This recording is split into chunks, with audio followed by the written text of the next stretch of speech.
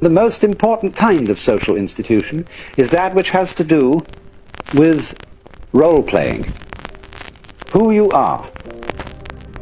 I have noticed just a little bit of difficulty in my investigations of discussing identity with people, that they fix on their role and use that to describe their identity.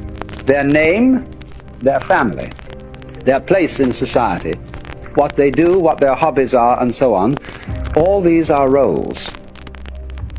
And then also there is the role of character playing. All people are more or less taught to act. And we were schooled in acting in our childhood, although it wasn't called that. It was called education. It was called upbringing, but a great deal of it is schooling in acting. And you very soon learn as a child from your peers and from your parents what acts are appropriate and what are not. It is the concern of all parents that their child learns a role in life and has an identity by which the child can be recognized. The whole trend of education is to shake all this down and make you more or less constant in every sort of social environment that you enter so that everybody knows who you are. So we are made to believe that we have a real self. That is to say, somebody who we really are and whom we have to find. To find yourself, to settle down, to grow up, means to fit into a role. And there are a lot of people, you see, who are troubled in our society and who seem to be misfits and are terribly unhappy because they just can't find the role that they're supposed to fit. They don't know who they are.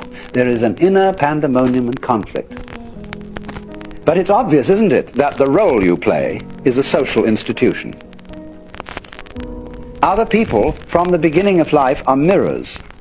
And by the way they respond to you, you begin to learn what they think of you and therefore who you are. And so the role we play, the identity that we have in that sense, is a social institution. But going further, there is the ego itself. There is this feeling that inside us there is an I center which receives experience and directs action. And we have all, of course, been taught in this day and age that if this is not our soul, it is a function of our body, the feeling of I. Now, as I have told many of you before in various ways, this sensation of being a separate I, cut off from all other I's, is an illusion. It's a pure hallucination, because that is not the way we are functioning physically. We are functioning physically not as separate entities, but as beings that live in such a close relationship with everything else that there really is no way of dividing us from it. The true I myself, the thing that one really is fundamentally, is the entire game.